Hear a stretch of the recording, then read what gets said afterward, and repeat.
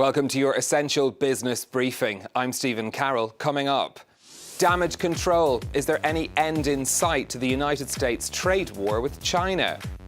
Super Mario takes a bow. We look at the legacy of the outgoing chief of the European Central Bank. And could Sweden be the world's next major winemaker? We hear from growers as the Scandinavian country is set for a record year of production. First up, though, the delicate dance of the United States and China's efforts to resolve their trade dispute. It seems that every day there are comments coming from Washington or Beijing that seem to advance or knock back negotiations. Deal or no deal, the global economy is already suffering. That message most recently coming from the International Monetary Fund when it cut its forecast for global growth at its autumn meetings. IMF chief Kristalina Georgieva says there are no winners from the trade dispute.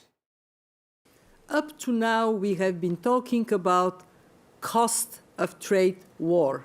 Now we know how much and who incurs these costs, and it is everybody.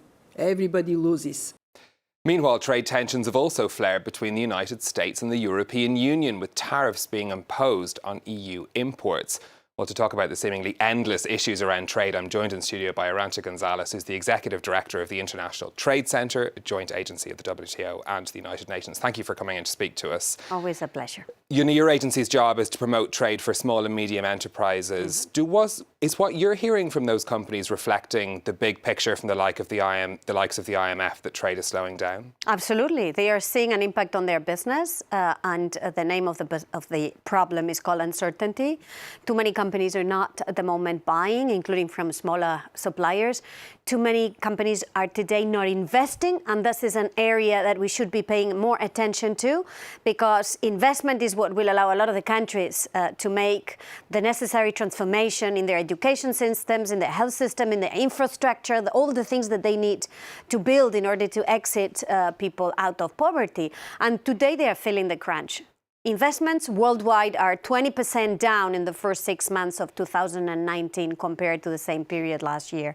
And last year was 27% down from 2017. So we are seeing a slowdown in investment, many reasons for that, but a central one, like for trade, which is the geopolitical instability, the tensions between China and the US that are now percolating into the real economy. And you're talking about countries outside of the United States and China and the European Union. Yeah, this is the problem. The problem is that when the US and China fight, the rest of the world suffers the consequences.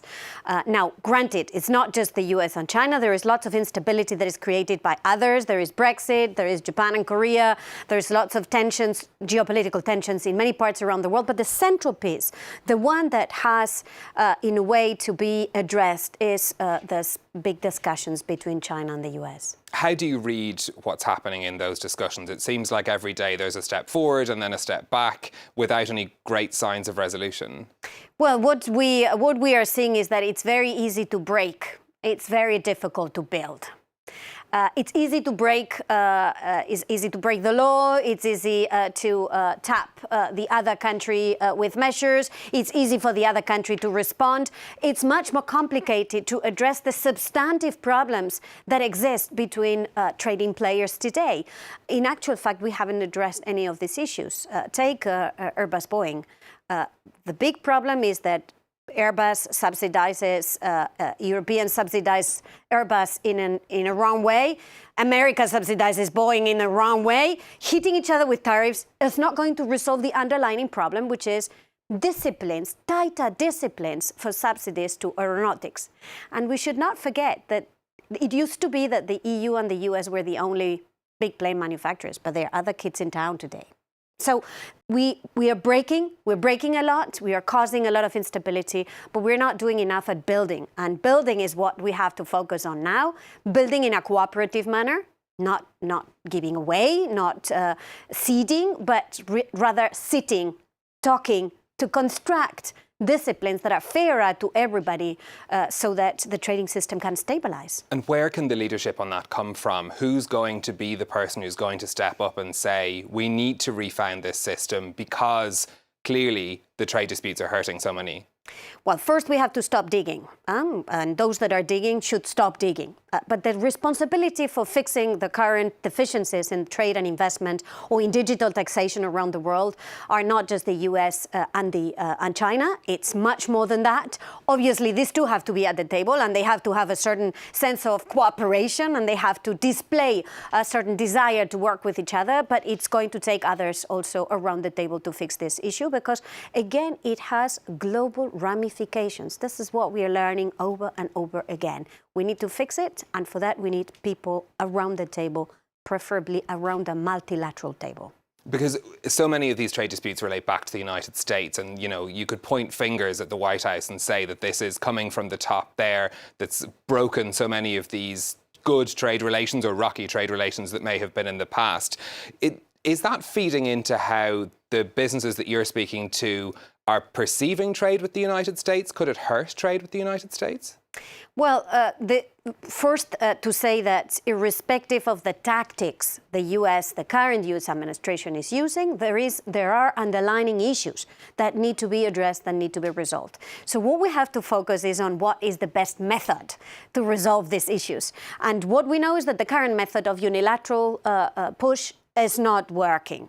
And it's not working for anybody. It's not working also for the US. It's not working for their farmers. It's not working for their businesses. What we're also seeing is their own economic operators suffering the consequences of these unilateral policies. It's not working for China. We are seeing also they are being hurt by the measures that are being taken against them. And it's not going to work also for the EU, small producers of cheese, of olive oil, of wines that are going to be affected by a problem that they didn't cause. Hence, the importance of changing the methodology. What we need to change now is how we address these difficulties. I think, again, let's go back to the good old recipe of sitting around the table, multilateral table, dialogue, cooperation, address these issues. Don't give in your points. Every country has to defend their own turf, their own views. Fine with that. Fine with also every now and then a bit of a sticks, but fundamentally, we need to find agreements to tax the digital economy, agreements to reform the World Trade Organization, agreements, including the big agreement we need on climate change, without which simply there'll be no planet. OK, Arancha Gonzalez from the International Trade Centre, thank you very much for speaking to us. A pleasure. Now next to the end of an era at the European Central Bank. On October 31st, ECB President Mario Draghi will hand over the reins to Christine Lagarde. His time in charge of one of the world's most important financial institutions was marked by major upheaval in the Eurozone. Draghi's actions during the various crises earned him the nickname Super Mario. Catherine Kadir-Clifford explains why. After 8 years at the helm of the European Central Bank, Mario Draghi leaves behind a very different institution to the one he took the reins of. He'll be remembered for saving the euro during its biggest crisis. In July 2012, less than a year after taking office, he showed the world he would take the bank in new directions in just a few memorable words. The ECB is ready to do whatever it takes to preserve the euro. And believe me, it will be enough. As fears rose that Greece might crash out of the single currency, Draghi managed to reassure investors that he would protect the euro by using unconventional monetary tools. This new toolbox included slashing interest rates into negative territory for the first time, generous subsidised lending to Eurozone banks, and a massive programme of buying tens of billions of euros of government debt every month in an attempt to cut borrowing costs for troubled Eurozone economies. In all, the ECB built up some 2.6 trillion euros worth of assets. But Draghi did divide the bank with this easy money policy. It's made him unpopular with conservatives, who say he harmed savers. These unprecedented steps did help to boost employment. The unemployment rate rocketed after the financial crisis, hitting over 12% across the bloc in 2013. It's now dropped to its lowest level in more than a decade, under 8%, while the number of people in employment has risen by 11 million since 2013. But despite his other achievements, Draghi failed on the bank's main mission, to keep prices stable. The ECB's main mandate is to target an inflation rate of close to 2%. The rate of price increases has remained below this level for most of Mr. Draghi's presidency, a challenge his successor, Christine Lagarde, will also be facing. Now, regular viewers will know that we love stories about wine on this show.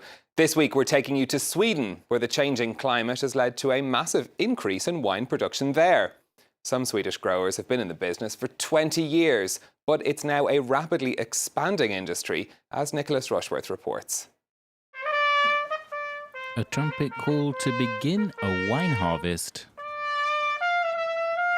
Just the fourth for this Swedish vineyard. It's amazing to have a vineyard in Sweden. It's new. Some of the grape pickers have travelled hours to take part in what is a novel experience for them. They are happy to get stuck in at little or no cost to the vineyard. How much are you paid to do that? Nothing. I'm not paid. It's for free. This vineyard on the North Sea is prospering because of climate change. The Kullerbergs estate has expanded from 2 to 14 hectares in 3 years. Winemaker Felix Arberg says his goal is to produce world-class wine. People should, with the same love, enjoy a glass of Swedish wine as they would enjoy a glass of French wine. This takes time, takes a lot of ambition and time, patience, and attention to detail. Local restaurants are promoting the Kullerbergs' produce. Customers at this restaurant are asked to compare the wine with one from Alsace in France at the same price. Actually, I like the Swedish a bit more. I think they're both quite fresh, and they're both quite dry in the taste. But the Swedish wine is a bit more interesting in this specific Alsace wine, you know. Felix Arberg is looking at exports. Japanese customers are showing a strong interest. Well, that's it from us for this week. As always, you'll find the best of our business coverage on our website, on our Facebook page, France 24 Business, and you can tweet me with any comments or questions at NewStephen. Until next time, thanks for watching.